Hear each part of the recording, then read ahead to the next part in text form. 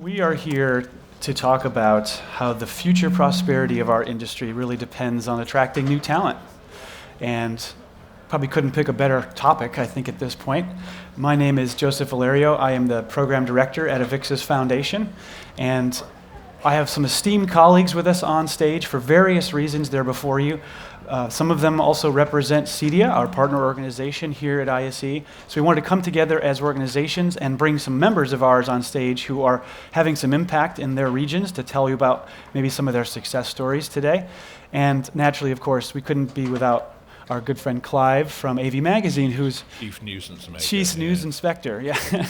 But he's been very instrumental in finding out some of the great needs and challenges of our industry, and he can help us, pepper in some of that feedback from our industry today. And first, I'll do a quick introduction, if I could, for everybody on stage. Amanda, to my left here, is the chair of the CEDIA Professional Development Council, and she's also an AV professional of many years, and so she can talk about the different aspects in relation to CEDIA and the work they're doing for workforce development, but also what she's seeing in the world as far as maybe ways to make our industry more attractive, hopefully.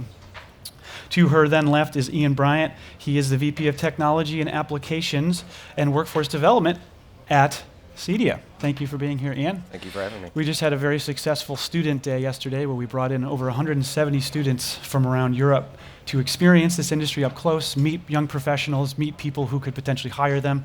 And so that's one of the many things our organizations will do that I'm sure you'll talk of today. To his left is Kuldip Kamat, CTS. He is Managing Director from Allwave AV. And you've come as far as Mumbai, am I correct? Yeah. So we've known Kuldip and his team for many years because he's an AVIXA member and has been doing a lot of work on the ground in India to hire new talent, and he'll talk about that today. And again, we finish with Clive on the left, who is instrumental in helping us understand the industry from the inside perspective. So the first thing I thought we would do is kind of set the stage. And if I could. Maybe I could advance. Never trust technology. Oh, there we go. Try again? Yeah. Is to just set the stage for you, right?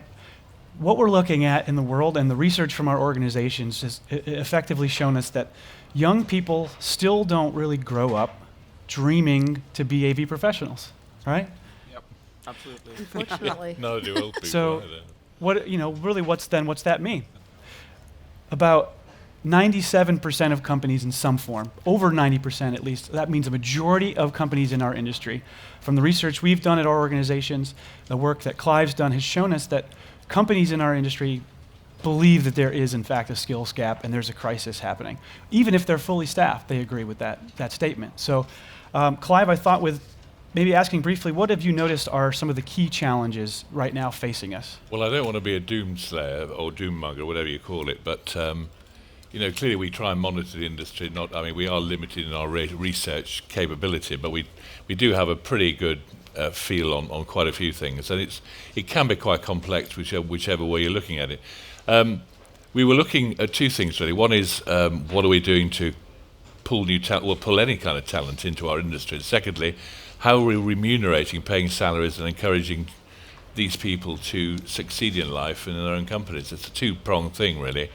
The problem we've got, as we came to the conclusion, which led to us actually partly redesigning the magazine, thinking about how we communicate to everybody and whether we're doing it in the right way, is that having talks with initially Middlesbrough and various other people, is that AV is pretty damned invisible to most of Generation Z, if you want to patronisingly call them that.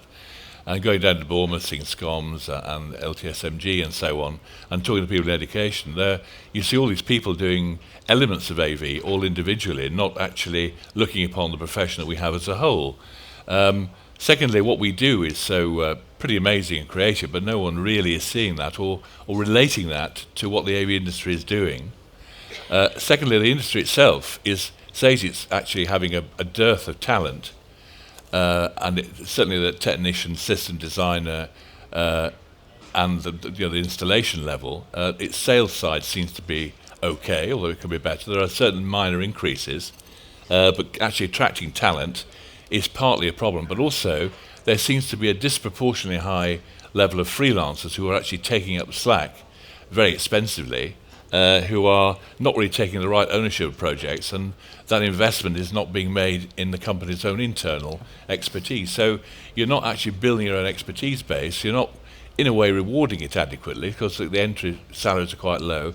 Because margins are now being driven through the floor, there's no time you want to hit the floor running with new recruits, and there's no time for training or development of any kind, or who is being taken on as a basic apprentice is either, if they're renowned to be a part of a good training program, being nicked by the competitor.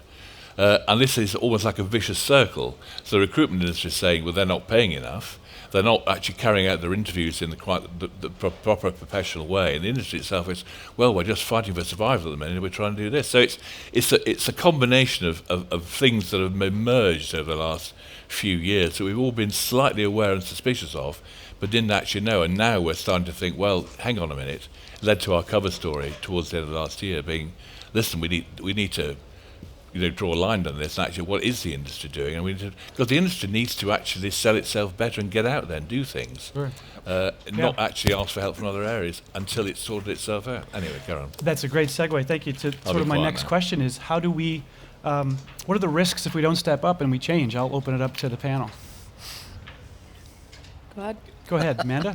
I was going to say, one of the biggest risks is that you don't get new ideas, you don't get new talent. The workload, I mean, I'm a small business, so I wear many, many different hats. I actually am out in the field as well, so I'm one of the field technicians. I happen to actually really like that part as being a female, and I don't see very many of me out there.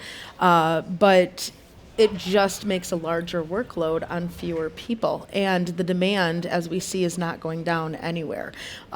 People are wanting more and more technology. They're reaching out to try to find more and more technology. They want people to set it up. But if we don't have that workforce that's able to do that, then you get people that deal with DIY products and things like that and have a terrible experience. And then that turns them off to the entire technology in and of itself. Yeah. Anybody else? Basically, is my mic on? There you go. All right, thank you. Basically, if you look at the evolution of the industry, the audiovisual industry has traditionally been, like 20, 25 years back, someone who's passionate about AV would set up a company or join someone else and then grow it up as what I like to call a doctor or a lawyer, nothing wrong with that. But the demands of the modern workplace force large companies as well as customers who have a more industrial engineering approach, very standards-driven approach. Some of these are now becoming regional or even global deployments where you need to have a consistency in terms of the skill sets. So the risk which you mentioned is if you don't evolve, it'll continue to be a hobbyist industry, and that is extremely dangerous for us because we'll never grow. We'll never be able to come neck and neck with the IT industry. Of course, they're several leagues ahead of us. But of course, the distinction between IT and AV is going. So the way projects are being deployed, right from needs gathering, the design, the whole specifying, implementation, and after-sales support, the level of professionalism that still needs to be brought up is pretty high. And the skill set or even the type of talent needs to be drawn up at a very young level versus people just stumbling into the AV industry, which has been happening. Yeah. Yeah, we were talking about that yesterday, and I wanted to jump on that same thing. We've been continually talking about making sure that everyone understands it, to think of technology as a utility. And when you think in that way, we have to make sure that our technicians and our designers and our engineers are professional and they're being upskilled and they're continuing their education forward. And if we don't go down that road, what Amanda was saying is about the DIY and the bad experiences that will continue to happen. It's a must thing. It has to change. Sure, yeah. Absolutely. And I think really what we're talking about is showing the next generation that this is really the place for them, right? And the work that we've done, I'll put my AVIXA Foundation hat back on, is identify really that the one thing that we need, of course, is more visibility and awareness that this industry is so creative and really that they're already creative people, simply that they can get paid for it, right? How cool would that be? And then, of course, taking the skills gap to the next level and helping them upskill from that point, enabling that growth and sort of uplifting them, and then really making our companies and our associations be bridges into the community for them to be hired. So I guess that would then help us move on to that visibility portion. Let's talk about that. What are some of the challenges that I know Amanda had some stories in our call previous as preparation for this?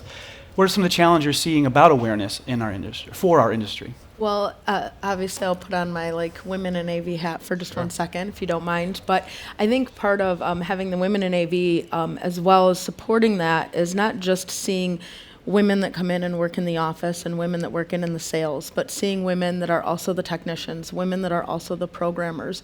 And more importantly, in addition to that, even just supporting women is women having conversations, because I'm also the mother of some kids that are getting ready to go off to university and are in middle school. And I think women in general have a real, especially mothers, have a real opportunity to talk to their children about careers in that. And when kids are choosing where they're going to school or what their career path is, moms kind of have that unique perspective and that unique ability to kind of help have that conversation with their children and with the guidance counselors and things like that are a little bit different than maybe even dads, have as an opportunity. So I think that that's important to support that. A week from now when I get back, I'm actually going to a middle school to talk about my career. I mean, yesterday was phenomenal having university students here, but a lot of them have already gone through all of their degrees and now they're just looking for jobs, but we haven't created that excitement all the way up through. I'm going to a middle school, 7th and 8th grade students and talking to them about my career. It's a lot more magical and a lot more exciting to them. And if I can get them started early to think about that all the way through, I think that that's important. Sure. And I think part of it also is, I know Kuldip, you mentioned to me before in passing that we're kind of underselling ourselves. Oh, absolutely. I think the value we bring to the table as an integrator is not just hooking up displays and putting up microphones, right? The more we have conversations with large enterprises, I think we need to rebrand ourselves as technology integration, not AV. One of my mentors keeps correcting me when I use the word AV. It's almost out of my dictionary right now.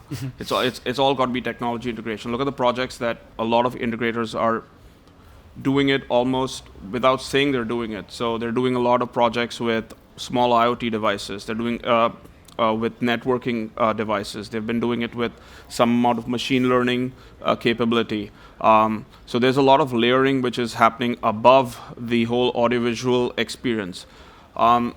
One of the things that as an organization, what we're trying to do is position ourselves more as a technology and technology applications company.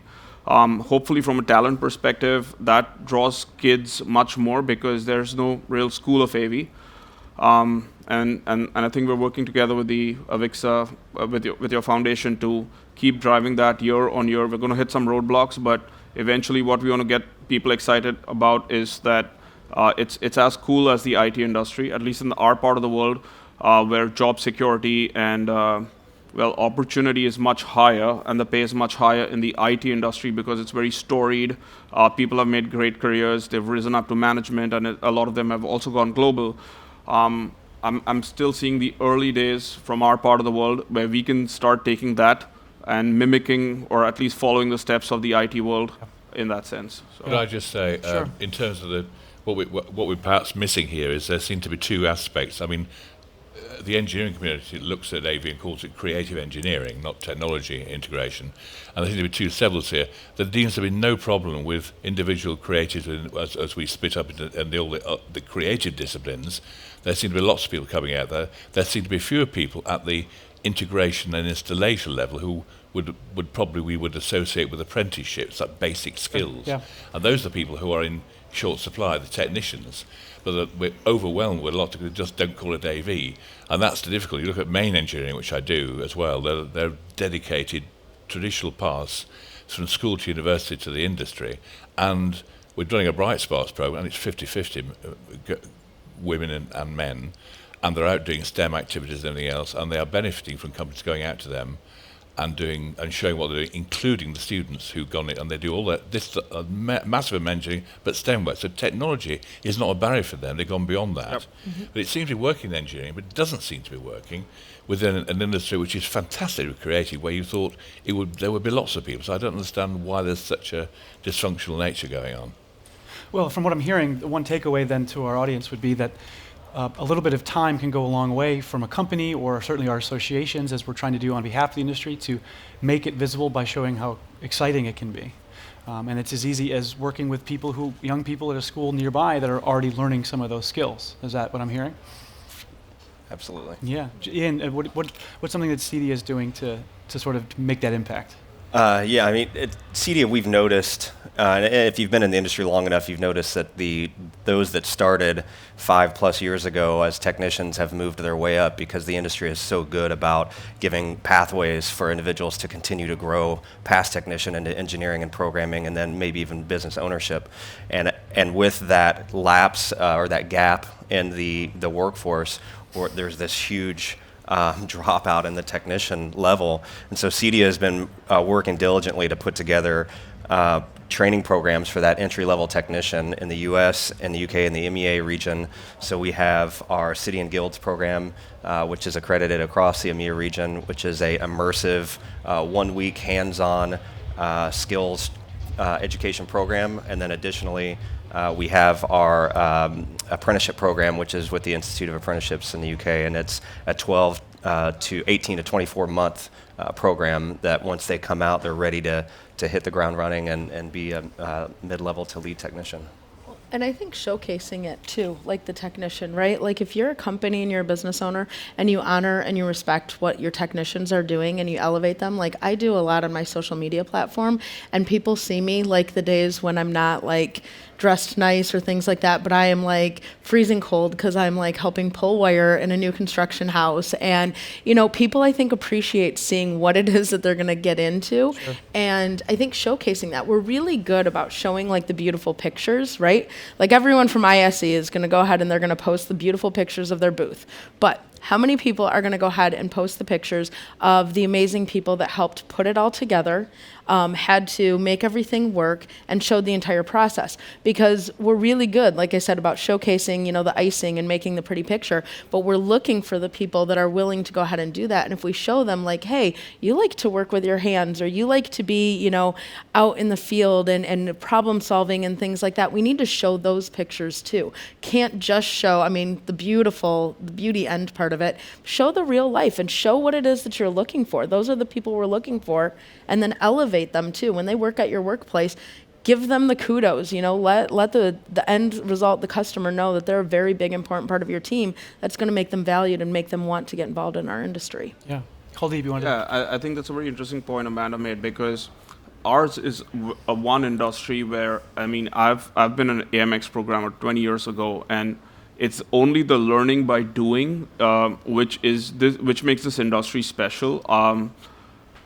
You know, sometimes I hate to admit it, but I was a management consultant before this, and it's amazing, you know, how little I knew, and I was still advising extremely senior people on what they should be doing. And our industry is absolutely not like that. You learn by doing, you learn by experimenting, you also learn by failure. But then if you keep a positive mindset, within 5 or 7 years, you know a lot more than, you know, a peer who would have just, you know, studied and gone on to work in, let's say, finance or consulting. I think that aspect needs to be brought out to the new talent, because that's also the way the technology industry is going, right? The software industry, the startup industry is also a lot of learning by doing. And I think if we can get the younger generation to appreciate the fact that the best learning is learning by doing, you know, it could be small apprenticeships, it could be you know, a trade school, it could be small projects, it could be assisting a senior technician on site. That aspect of learning by doing is extremely critical to development. Yeah. I'd like to second that. I highly encourage any integration companies or manufacturers that have employees that want to continue to learn and give them the platform, the opportunity, whether it be a education program from CEDIA or AVIXA, or if it's just getting a senior level guy or woman to partner with them inside their facility and teach them at their own company, that way that they're getting that hands-on training and continuing to level up. Yeah, and we'll get to some of the great success models I think that we can share based on some of the things we've mentioned.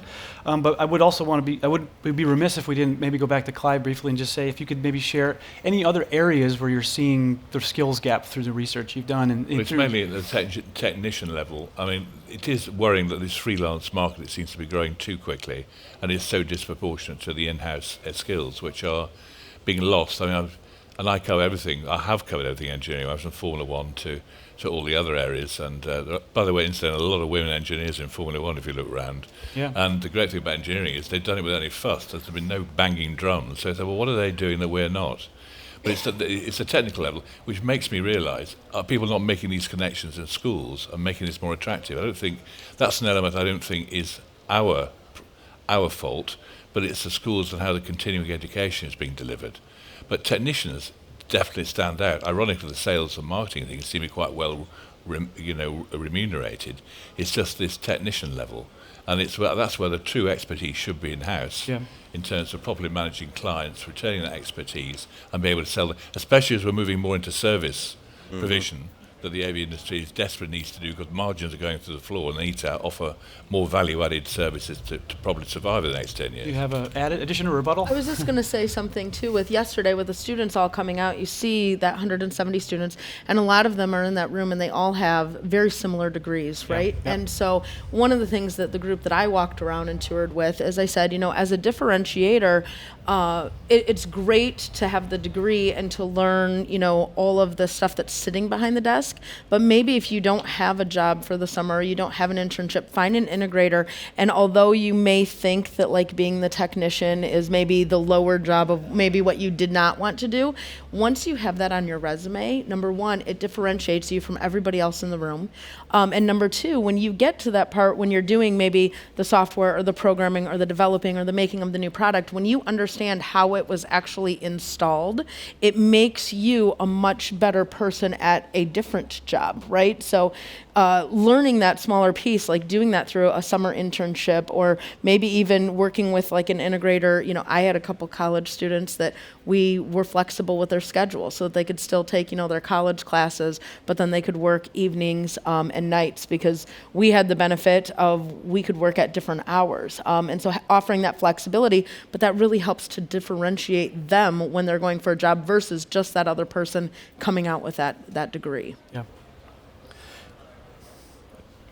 Well, if I'm looking at a future employee, we have a dearth of skill in our own profession.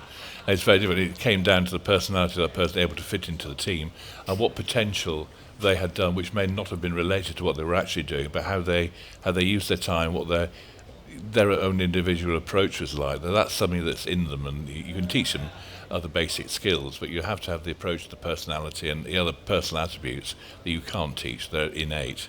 So I always go for that sort of approach all the time. It's a fabulous thing. In the old days, we used to do muck in and do other jobs, Now, for some reason, we don't. I'm not entirely sure why. We're filling our time doing other things. I certainly did lots of stuff. And I'm now doing a profession. I'm an arts graduate, and I'm writing about science, technology, medicine, IT, and Formula One. Who'd have thought that 30 or 40 years ago? So, it's given other disciplines that give me a different insight into what is now an incredibly different profession, and it's been beneficial. And I think that then leads us to like what we can keep doing, right? Obviously there is a crisis, we're trying to address that, but that leads us to a majority of the time, hopefully, is giving out tools and tricks and resources and takeaways for the business owners in the room who are watching the stream, and anyone in addition to that who might wonder, well, that's all good, but how do I get started, right? What can I do to help my own company? And especially because I'm trying to grow my bottom line, right? That's my focus. I'm an AV company. That's my primary goal. But also at the same time, my projects keep growing, as you noted, Clive, and our industry continues to accelerate, and we need to fill that pipeline. And so some of the feedback I can share to start the panel off is we're certainly doing our best to start attracting the younger generation quite directly at their schools. Certainly, I think middle school is a good time to start, the younger ages, but what our focus, at least at the AVIXA Foundation, and Ian can speak to CEDIA, is we're going after that 16 to 25-year-old. First part, again, visibility, right? Getting the message out that this is a great career. They're already creative people who could, again, be paid for that great creative work already. And so that's, I think, half the battle there. And then offering those tools to the companies in our industry to help them go out and tell their own story. So I would look to see maybe what Kuldip was doing, because you've had some real-world success, maybe how you've seen that happen. Yeah, so I mean, of course, thanks to you guys, we got a lot of help, both online as well as offline. So I want to start off by saying that for any business owner in the AV field or the technology integrations field, if talent is not one of your top three things that keep you up at night, then I think you're special, right? I mean, Yeah. So it's definitely a top three challenge, more probably on par with things like cash flow and the other challenges that come with running a business. What we want to take a conscious effort is we want to develop our own talent, because every company is unique. Every company has a different culture. Every company has a different way of designing a system, implementing a system. And what we're kind of bound by or glued in together is by AVIXA standards. So that's where we started off from. We said that, whatever we design, how do we tell the world that we're prescribing to a standard? How do we tell the world that what we're doing is in line with international quality in terms of install? So we took a step back and said that it's very good to be an expert, but let's try to standardize whatever a technician builds. Let's try to standardize the way the engineers design and the way the engineers even do programming. What we did was we first started doing this with our internal teams slowly, and we had some success, which is when we went to the AVIXA India team and they put us in touch with the AVIXA Foundation.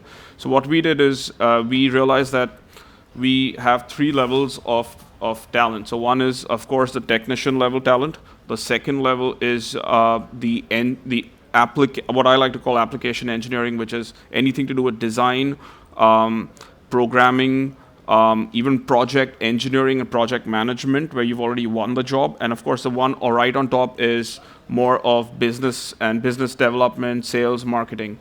We started off first with business development and sales and marketing with honestly limited success. We're still pushing through to make this industry more about creative storytelling, more about telling customers the realm of possibilities. The next level, which we've had more success on, is taking engineering graduates who have a double E or a CS background, having them work as apprentice, as interns on some of our projects, even tailgate some of the engineers on site. We also liberal enough to have them talk to customers, because when you're young and you start getting real world experience, the real world experience is actually talking to the customer, because the customer is never going to think of trying to mollycoddle someone on site. He's going to say it very direct. The customer, he or she's going to say it very direct. So we value that the real world experience for a 22-year-old who's shadowing someone can also even talk to a customer. And once they start getting success on site, that success and that muscle builds up, that's what we're going after.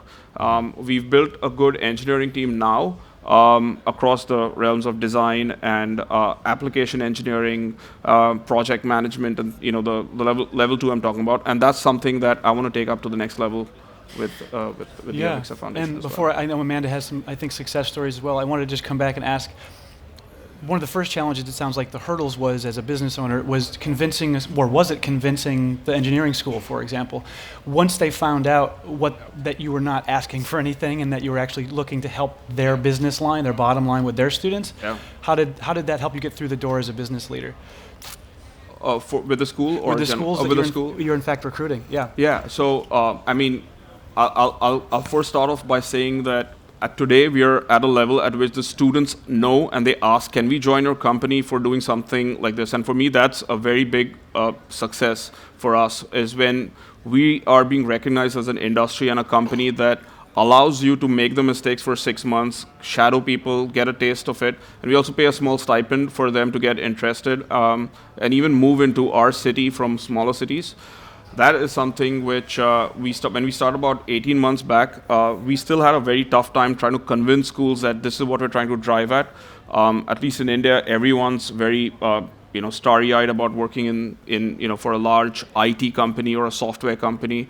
Most of them happen to be large American or European multinationals who can literally do a 2x or 3x on the pay for a 22-year-old person. Now, we wanted to change that and say that, by coming on board, we're going to show you how cool this industry really is. Yeah.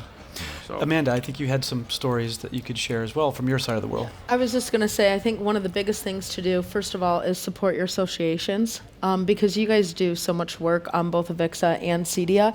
And I just recently actually taught a course at CEDIA, one of the introductory boot camps. And what I found really interesting is two of the students that were in there were not from the industry at all. They came and they paid by their own money to be able to come take the boot camp to get introduced to the industry.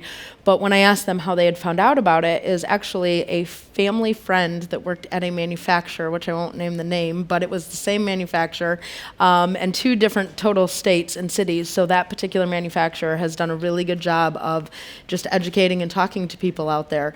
And one of the students we actually had hired out before the end of the boot camp. We were able to get him placed with a member company.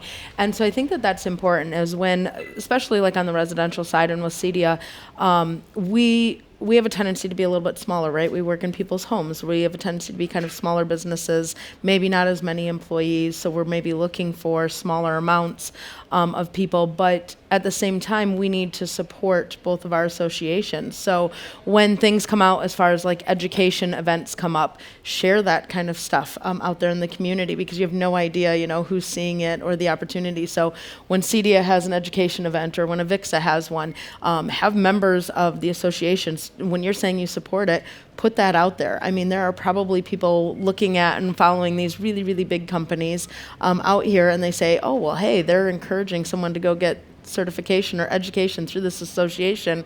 What is that all about? And I think that helps name recognition. I think that helps with industry recognition, and that's going to help all of us all the way around. Yeah. So if I'm hearing, that's maybe the second takeaway. The first, again, being donating some time. So companies, business leaders like you've done, Kuldip, to get into the classroom, for example, in your own region, that offers up the relationship building phase. And then the second one is offering up the talent, right? Being there to talk for the day, inviting them to a boot camp, having the local people understand, as Clive noted, that there is some visibility that you maybe not have been aware. And so I think that then leads me to be, how can we scale that? How can companies maybe take that on themselves? I mean, we'll have to do this, at least as an integrator. I think one of the things is, and I'm hoping for the future, is that we work as it's manufacturers, it's maybe consultants. There's also international integrators coming together to form some sort of a joint talent pool. I think that'll really drive up. A lot of the kids want international exposure today. Some countries are growing faster. They might want to, parachute in there for a couple of years, come back out. That really, the international exposure for any individual 5 or 7 years down the line really makes a big difference, because when they're seeing or designing a space or doing a space, they know the user experience much, much better. And that's what eventually counts, the user. Yeah. So one of the things that we're trying to do in the future is work with a handful of global integrators to see if there is a possibility for some sort of a talent exchange program as well. Okay. Before I throw it back to Clive for a question, Ian, I wondered if you could follow up on how members could either naturally help themselves, but how can they help their associations, as Amanda kind of brought up?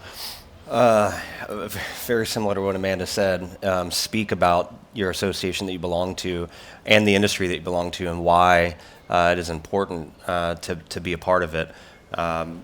Take the things that we have as CEDIA and AVIXA, our standards documents, our best practices, our white papers, and use them. Share them with your employees and your staff, and allow your technicians to read and educate themselves on them.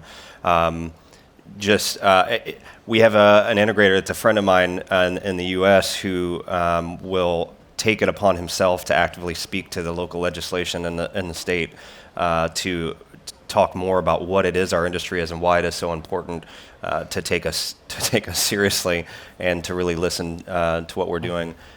Be active, be vocal, and then if you need any support, I can speak for CEDIA and for I think AVIXA that we are here to support you. So anything that you need at all. Yeah, and we certainly have developed a number of resources each to be able to help companies do that. We have a brand new member toolkit, for example, that we've just put out that's free and downloadable with how to start an internship if you don't really have any sense of that, or how do I even talk to a school that's in my backyard by getting to the right person as opposed to just feeling like I'm so lost as a business leader. Again, I have no time because I'm trying to grow my business, but certainly look to your associations to do that. And I think that, in particular, Clive, one of the selling points is that the salaries have been going up. We have some good data to share for the next generation to excite them in particular. Yes, I can't remember everything because I'm a complete buffoon when it comes to figures, but they've been going up slightly. I mean, the entry level is about mid-£20,000. I don't know how that relates to euros and dollars, and it's UK primarily, but it's quite low. That's sometimes topped up when it should be around the 30 mark. Technicians are much lower. Again, this contract is freelance and in-house, it's probably 18 to 20, depending on what the skills are. But there's a slight increase of 1,000 or 2,000. It is going in the right direction, but very slowly. And it's very difficult to generalise. I mean, it's quite interesting, actually, when you start doing more salary research, UK, Europe, and individual countries, to see how that varies and what the local factors are, which probably affect it. I suspect, even though the market globally is doing right well, how that affects the salary scale, because when margins are going down, I don't know, because that's when salaries start to bite. Yeah.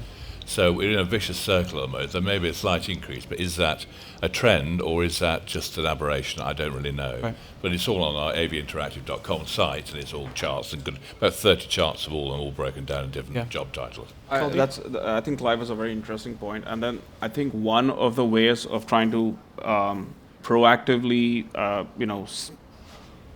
increase, the appetite, as well as increase the allure in terms of higher salaries, is to go through services. I don't think salaries are going to be the lure. I mean, I don't think salaries on their own are going to attract talent in. No, certainly not. Yeah. One of the factors. But if you look at salaries and we look at the margins, and you're correct, like a lot of the larger projects, the pricing is going through the floor.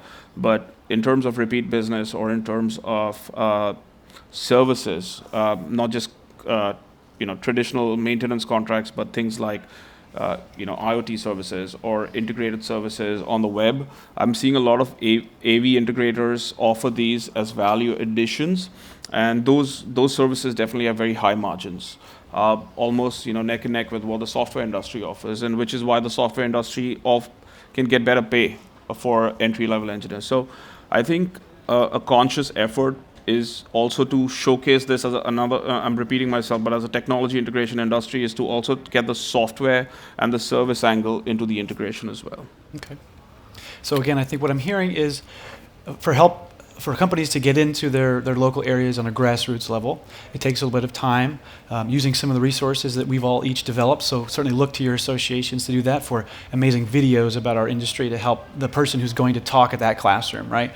But it doesn't have to be such a full-scale attempt. It can be something small. It can be something successful, whether it's going directly to those sort of lower-level schools, the tangential technical colleges, where you can show the students that there is a sort of delineated path that's near what they're already doing, as we saw just the other day. And even whether it's maybe veterans that you could have on staff who could then teach the next transitioning vet in your area as well. I know, again, at the AVIXA Foundation, we're going directly for that 16 to 25 mark, because our companies in the industry have told us that that's really where the biggest need is, as Clive noted, at the sort of entry-level position.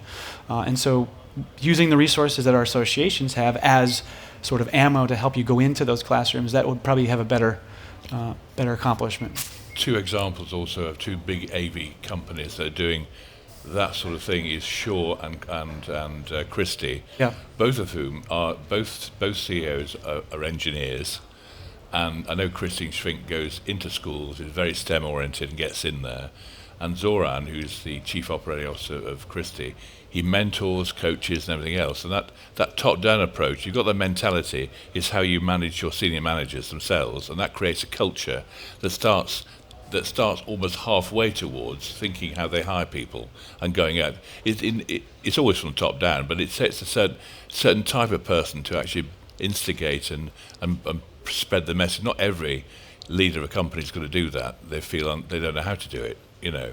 But you can see within countries, oh, well, they're going to be good at hiring people. They're going to present their company well and attract new talent and make it look exciting.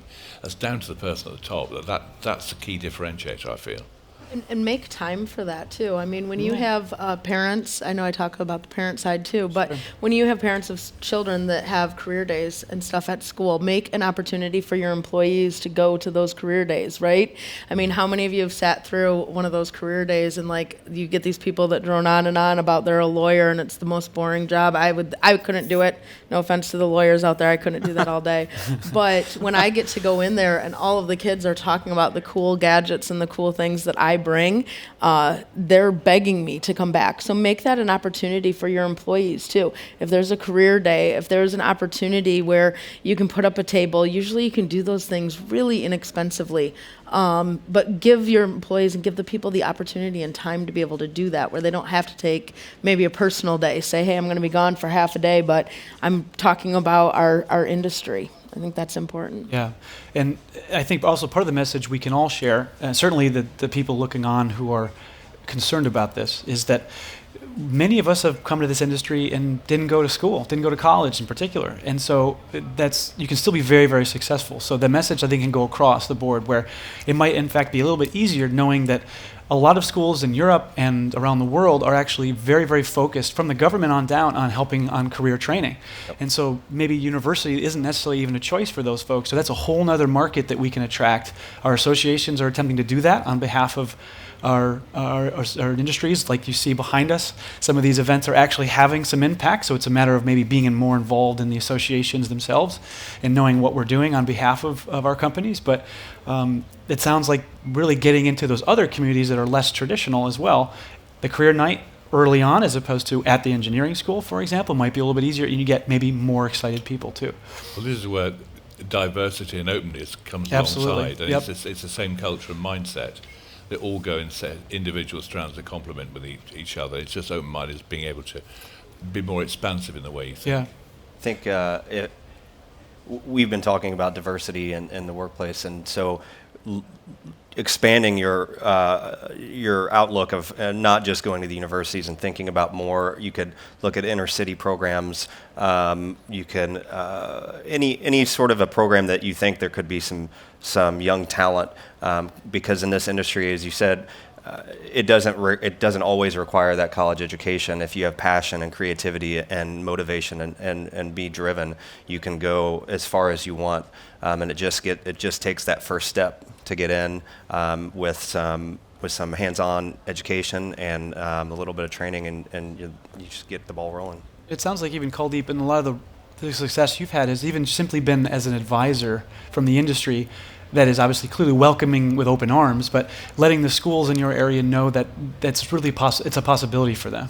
Yeah, absolutely. A lot of people, myself included, we stumble into the industry, and I think that needs to change. Young minds, the 16 to 25-year-olds, are very impressionable, and it's at that time where a lot of kids decide whether they want to be a lawyer or they want to be a technology integrator, and it takes a lot of a show and tell. This is what's actually under the hood. That's something we want to show. Kids. A lot of kids do not have the opportunity of even going to college. They might not have the means to go to college, and that should not stop them from having a good career. Because, as we know, like a lot of successful guys have not completed college. Like one of our very top performers, he's not even finished college, and I'm actually amazed that someone with a lot more degrees is not able to grasp concepts compared to this guy. So it obviously means that he's a lot more passionate, more dogged, versus saying that, this is what I learned in college. So yeah.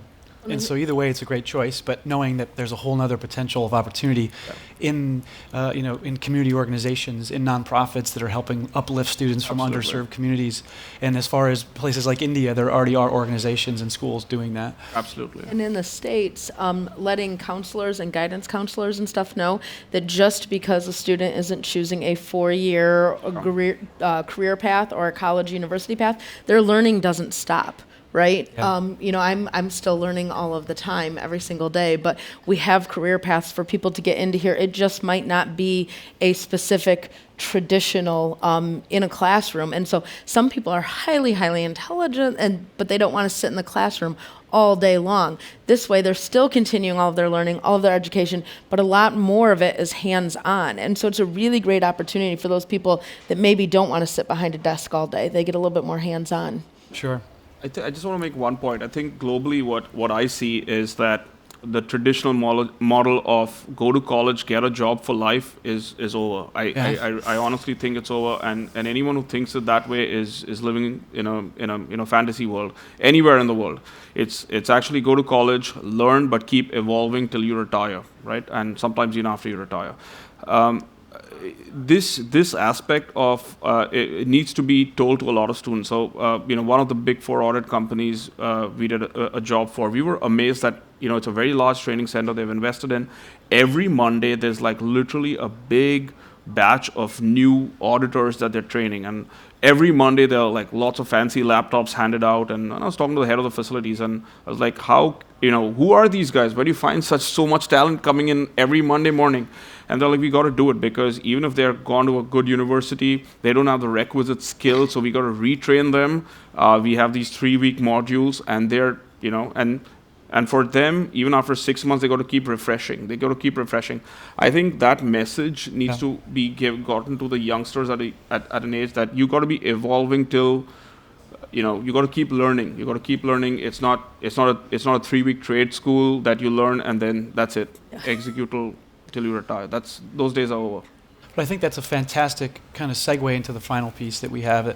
And I'll really kind of lean on Ian, and I'll put my foundation hat again and talk about what the final takeaway is and what people can start doing tomorrow. But I think what I'm hearing Kuldip really add is an easy thing that companies could even do tomorrow is open up your doors to these amazing facilities, these staging and rigging warehouses that we have, and have someone from nearby come and see how amazing it is. And that's an easy enough lift for someone to do tomorrow. That doesn't take a lot of extra legwork. They can still focus on their business. And clearly that company in particular had a lot of success just showing them how amazing it was. So I'll look to the CEDIA folks on the stage next, and when we finish up here, before we can get to some questions if we have them, what are sort of the programs and resources that you now have for the world to use to help them grow their talent pipelines? Yeah, so I mentioned it earlier. CEDIA's got in the EMEA region our City and Guilds program, which is that immersive hands-on training to get someone started, get them into the industry. Again, it's a technology, so it's continually changing. So you'll always have to keep learning, and we have that additional program. Our new learning management system is about to launch any day now. When it does launch, we'll have 28 hours or 28 classes of programming available anywhere in the world. Our new certifications are rolling out that are going to be worldwide accredited certifications by ANSI. And then we've got our apprenticeship program in the UK. We're trying as fast as we can to get this out across the rest of the EMEA region and the world. Tough, yeah. It just takes a lot of time. And then in the US, we also have our boot camps as well. And we're really refocusing our thoughts on supporting the individual and supporting the person that's actively doing this work. So as soon as our new website launches, we'll have a brand new career center, and in that career center, the individuals will be able to create a profile and put up their resume and showcase themselves to possible employees that want to hire them. And on top of that, have resource centers with videos about how to do interviewing processes and where you can go to continue to do upskilling. And we'll also have our employee side support in our resource center there as well. But we're doing as much as we can, as fast as we can, to really give everything back to the industry. Yeah, thank you. And from AVIXA and our foundation, we've developed, as I mentioned, this great sort of member toolkit that's out there for even downloading posters you can put your logo on and take to a school and let them know you're going to come visit. Something as minimal as that we have on our website for you. Also, if you know or don't know, we have some fantastic scholarships. I'm not sure CEDIA does. I'll let you mention that, but a number of them are now available as well. They're usually for the global audience, and so anyone is able to help with their little schooling if they need it or otherwise. And we also have something that we've started. We've sort of reinvented the tech club at the lower level school, and so we're calling that the Fantastic Tech Crew is kind of what we're coined. It's a great working success model we've found in some other places like Australia at the lower schools, and it's a way for students to learn early on, as Kuldip said, to get under the hood, and it can have their own ownership over their AV training. And so it's a great way to have that AV club started at a younger age. And then the last thing I think is to help us as associations be more involved with you. You are the ones that have all the fantastic venues. You're the ones that have access to the great soundboards and lighting technicians. And there's this great concert in town. Why not come bring a few students to that? So at least on our end, we're also doing a big campaign this year for what we're calling sort of behind the scenes, getting under the hood, going to fantastic venues and stuff around the world when we can be in town to show groups of students that this is a great career path. So I think our websites are a great place to start. Ian and I, of course, will be the people in the contact information you can reach and talk about more things that you may want. And I guess I'll finally end with the panel, maybe one point that you want to make to the crowd to help them succeed, if you have any. I would just say get on social. I like being on social. That's where the kids are at. So get on social, show them what you do. We have the funnest career. So, I mean, showcase it, show it off.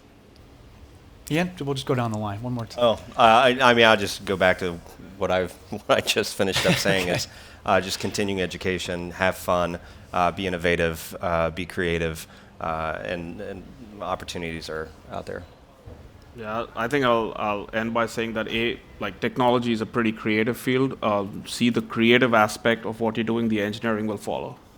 Get noticed. It's simple enough. We need to shout loud. Shout loud. And it's I all love about it. that. Yeah, If no one else is doing it, we can't do it. We have to. It's Yeah. as simple as that, and no choice. Shout loud. That's great, Clive. We did build in time for questions if anybody who's left over has them, so we'll just open it up at this point. I wish we could take online questions. That'd be great. Like a true Really kind want of to throw Reddit. this. No, don't worry. I don't think we have any. So thank you for those of you that were able to stick around at the end of your ISE. Some of us must hit the plane in the airport. So Sadly. a hand to our panel. Thank you so much for being here, all of you. We really appreciate it, and we hope that we've given you some great feedback.